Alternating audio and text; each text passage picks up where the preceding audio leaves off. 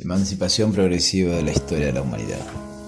Frase cuya autoría pertenece al escritor y filósofo Albert Camus, que me ha hecho desarrollar un pensamiento crítico sobre el actuar humano con respecto a la libertad desde una mirada eurocentrista. Pero ¿emancipación de qué? Todo acto de emancipación es hacia un poder que tiene su intención de imponer la voluntad individual dentro de un grupo social, una pulsión de dominio con el designio de someter al otro. Será quizás esa la difícil misión que debe llevar a cabo el humano en forma progresiva a través de la historia para alcanzar la verdadera libertad, esa que hemos delegado en favor de un poder. O quizás la pregunta en cuestión sería: ¿en qué momento la humanidad empezó a ser consciente que estamos perdiendo ese tan preciado valor para nuestro ser? Considero que quizás indagando en la historia de nuestra civilización podemos encontrar un indicio en las deidades como posibles bloqueadoras de la libertad. La búsqueda o creación de un ser superior que trascienda los límites humanos tiene su base más profunda en la conformación de las sociedades y culturas más primitivas de la humanidad.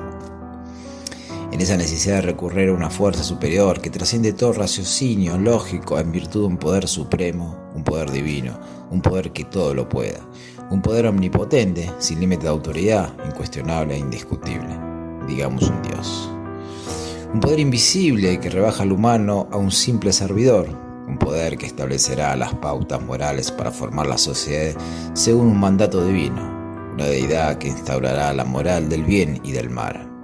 Benevolente quizás en su intención primera, pero como todo poder, tiene su fin en la dominación. ¿Será que creamos un Dios por miedo a no poder? Un Dios para que nos indique el camino de lo correcto y lo incorrecto. Lo que podemos, lo que no podemos. Un ser incuestionable e injuzgable, donde toda razón queda limitada al capricho de lo incomprensible. Delegamos nuestras capacidades en beneficio de algo superior, una autoridad. Creamos una fuerza superior para controlar el deseo, la pulsión, esos instintos primordiales que deben ser aplazados en beneficio de un bienestar social, inhibiendo o neutralizando nuestros instintos en virtud del entendimiento colectivo. Emprenderá entonces la humanidad un camino hacia lo religioso, estableciendo de este modo una moral divina, una moral que no responde a la ética humana, sino una ética de algo no humano. Un Dios que impondrá las reglas del buen vivir, un Dios que establecerá lo bueno y lo malo, lo correcto y lo incorrecto, lo posible y lo imposible. No será tarea del humano establecer esos límites, lo hemos delegado en la religión, que con sus principios determina cómo pensar y actuar ante el prójimo, sometiendo todo razonamiento a la simple creencia en una fuerza superior. Sin prueba alguna de lo que fuerza exista, simple voluntad de necesitar algo que nos supere, algo que nos guíe, algo que nos quite la responsabilidad de decidir lo bueno y lo malo. Un límite a nuestra libertad de pensar y actuar, ahí donde la religión hace su mayor estrago, bloqueando el actuar humano, utilizando y bastardeando el concepto de fe para la obediencia ciega. Empezamos a ser juzgados por una deidad, por una institución, por un poder que nos dará las instrucciones precisas para ser humano. Qué irónico, una fuerza no humana nos quiere explicar el amor al prójimo, como si la naturaleza al momento de crearnos no hubiese pensado en eso. Pero jamás podremos ver a un Dios, ni llegar a su comprobación de su existencia. Quizás ahí radica su creación, poner un fin al libre albedrío a través de una autoridad que no puede ser juzgada por seres inferiores, un propio límite que se pone el humano. O quizás necesitamos de algo o alguien en donde recurrir cuando sentimos que no podemos con nuestras vidas, que las fuerzas mundanas nos han superado y necesitamos de una ayuda superior que calme nuestra desgracia.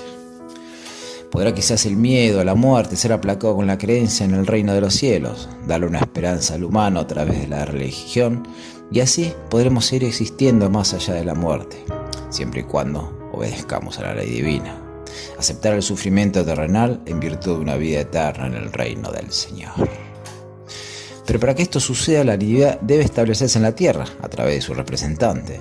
Así como la religión creó los templos de adoración, simples construcciones monolíticas materializando lo divino, es así como el humano se atribuyó el poder supremo para dominar al mismo humano. Con la pura intención de generar un orden social, copió el formato eclesiástico de la religión y creó la monarquía, el rey como autoridad de control. Y así, el último resabio de libertad fue bastardeada. Pero el poder no se detiene y la monarquía debe de caer en un Estado dueño y amo del poder institucionalizado y avalado por sus propias leyes. Pero entiendo del mismo modo que el ser humano es una especie altamente evolutiva, por lo cual posee la capacidad de superarse a sí mismo, de corregir los errores que ha cometido. Esa capacidad de dudar que emana del ser humano, la duda como método para analizar y reflexionar sobre lo que se ha establecido como verdadero.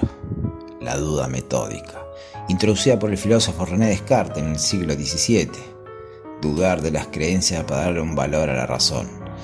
Así llegará al raciocinio para negar los sentimientos, los sentidos y las creencias a través del método científico, donde solo el uso de la razón se puede llegar a un conocimiento.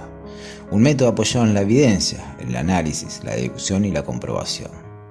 De este modo la filosofía da un paso hacia la modernidad de las ideas. Las deidades quedan fuera de todo método, por lo cual podrían ser negadas con total certeza. Así seguirá evolucionando el humano con sus ideas, de tal manera que utilizará la negación de la negación para llegar a una síntesis. La dialéctica hegeliana basada en la tesis como punto de partida, antitesis como negación, decayendo en una síntesis. Tesis negada por una antítesis y una síntesis que será negada siguiendo el curso de esta dialéctica. De este modo la religión empieza a juzgarse a sí misma. Baruch Spinoza asomará en el siglo XVII con su novedosa ideología de Dios creador. No regente, no interventor, ni juez. Un Dios que no es responsable de los actos humanos y no quiere ser alabado, solo pretende que el humano se dedique a disfrutar de sus creaciones. Ya no se comprende un Dios que pueda juzgar y castigar a sus súbditos. ¿Qué Dios podría ser tan ególatra, que necesita ser alabado por absurdos rituales religiosos que nada aportan a la felicidad humana? Así pensaba Spinoza y muchos otros filósofos que empiezan a relegar de los mandatos divinos en beneficio de un humano, con sus virtudes y sus defectos, construirá el sentido de la vida. Así evolucionamos, así llegó el momento en nuestra historia que negamos el poder supremo. Ateísmo y nihilismo se empezaron a inmiscuirse en las sociedades para desterrar todo ser no terrenal. La humanidad evoluciona en ideas, aprende sus errores, la duda cuestiona sin piedad y Dios no es la excepción. Pero si podemos dudar de la divinidad, podemos saltar al segundo estadio, la negación. Dios ha muerto para el gran filósofo Nietzsche. De ahí, el humano es quien tiene que decidir y hacerse responsable de sus actos. La moral pasa a ser establecido por una ética humana, no divina. La libertad necesita responsabilidad. Nos libramos de la autoridad divina, pero también de sus decisiones. Somos los humanos que debemos llevar adelante la difícil tarea de construirnos como sociedades igualitarias y justas, sin la ayuda de ningún Dios. El esclavo se rebela. Si Dios no existe, ninguna fuerza superior podrá someterme, por concordancia, menos un humano. Nacen así los derechos humanos. El esclavo se rebela ante su amo y niega por completo esa relación. Ya no duda, la negación es absoluta. Pero el poder establecido durante años no se deja vencer por un simple ideal. La humanidad necesita un ser humano rebelde. Diría Albert Camus, ¿qué es un hombre rebelde? Un hombre que dice no, pero si se rehúsa lo desiste. Es también un hombre que dice sí desde su primer movimiento. Un esclavo que recibió órdenes toda su vida y de repente juzga inaceptable una nueva orden. Pero este hombre rebelde metafísico, como lo denomina Camus, debe superarse a sí mismo en beneficio del otro. Debe salir de lo individual para entrar en lo general. Debe dejar atrás todo análisis metafísico para dar el salto hacia lo experimental, salir de lo abstracto, digamos. Dejar atrás lo especulativo y pasar a ejercer ese cambio, salir de la rebeldía para entrar en la revolución. La acción directa de llevar a cabo la idea. La teoría está desarrollada, ahora le toca la difícil misión de llevarla a cabo. La libertad pide salir de lo especulativo para convertirse en algo real. Es menester que el humano rebelde trascienda en revolucionario. Se podrá decir, quizás con miedo a equivocarme, que el socialismo toma de Cristo el amor al prójimo y su espíritu revolucionario y quiere llevarlo a la práctica en beneficio del otro. La Iglesia, de la mano de Dios, ha fracasado desde su raíz. El Estado es impotente ante el súbdito que reclama derechos igualitarios. Aparece el socialismo como una forma de organización igualitaria, pensando en el otro. La moral debe ser llevada al estrago para ser juzgada y reflexionar sobre sus nuevos mandatos. La Iglesia ha fracasado, el Estado ha fracasado. Los reinados han promovido esa desigualdad y es hora de cambiar los cánones de la justicia. Es el momento de derribar toda autoridad moral y práctica para que el humano empiece a construir el camino hacia la tan bastardeada libertad. Pero antes debe atender la igualdad. ¿Cómo llevar a cabo semejante empresa libertaria si no se alcanza la igualdad de derechos? El contrato social, obra escrita en el siglo XVIII por el filósofo francés Rousseau, fundamentará las bases para la futura Revolución Francesa. La idea de evocar los derechos individuales, enfrentando la voluntad popular contra toda autoridad. Amante de la libertad humana, Rousseau considera que la libertad común es la consecuencia de la naturaleza del hombre. Su primera ley es velar por su propia conservación, sus primeros cuidados, los que debe a sí mismo, e inmediatamente que esa llanera de razonar al convertirse en el único juez de los medios para su sostenimiento, deviene por ello en su propio dueño. El monarca debe ser juzgado, su trono en beneficio del pueblo, de la razón y de los derechos humanos. Según Casmo, el contrato social de los pueblos se hace en ellos mismos, antes de hacerse a los reyes. En cuanto a Dios, ya no es un tema. La rebelión ha quedado atrás, es hora de la verdadera revolución, y en Occidente los grandes intelectuales consideran que la Revolución Francesa es la primera que posee los atributos para ser considerada como un movimiento mundial que sacudió los cimientos del poder. La benevolencia de las ideas revolucionarias han sido dejadas atrás, forma parte de la rebelión metafísica, es hora de la violencia revolucionaria. El absolutismo del antiguo régimen de Europa debe caer, el rey debe morir, la muerte vestida de justicia ha llegado como fundamento de la liberación. La guillotina es el instrumento de justicia que hará sentir al pueblo, que es quien posee el poder. El terror revolucionario se instaura de forma autoritaria y se lleva puesta infinidades de vidas. Una forma de justicia fundamentada en el terror parece desviar el rumbo de la revolución. La venganza ha usurpado el trono de la justicia y no parece tener fin, ni siquiera en sus más destacados intelectuales revolucionarios de la época, quienes serán ajusticiados del mismo modo que promovieron la justicia de la guillotina. Robespierre, Danton, Marat serán sentenciados. Sus vidas servirán para saciar la sed de venganza. No existe experiencia en Europa para llevar adelante una revolución a su fin intencional. Luego de desterrar el poder, no se puede controlar al pueblo, que cree tener el poder solo en la violencia. El rey no existe, Dios no interviene. Es labor del humano crear un Estado con las bases en torno social, del contrato social. Pero no parece saber cómo frenar ese frenesí de muerte y venganza. Es un dolor muy fuerte que arrastra al pueblo, un sufrimiento de años de desgracia, y es quizás a través de la venganza y la muerte que puede calmar esa pena. La razón humana que llevó a la revolución parece haber perdido el rumbo o haberse estancado en el terreno que no conoce. Quizás la falta de experiencia llevó a prolongar el terror en la Francia revolucionaria. ¿Servirá esta experiencia para una posterior revolución? Si como hemos considerado que el humano es una especie altamente evolucionada y que aprende los errores pasados, tendrá que llegar un segundo movimiento social que supere al anterior.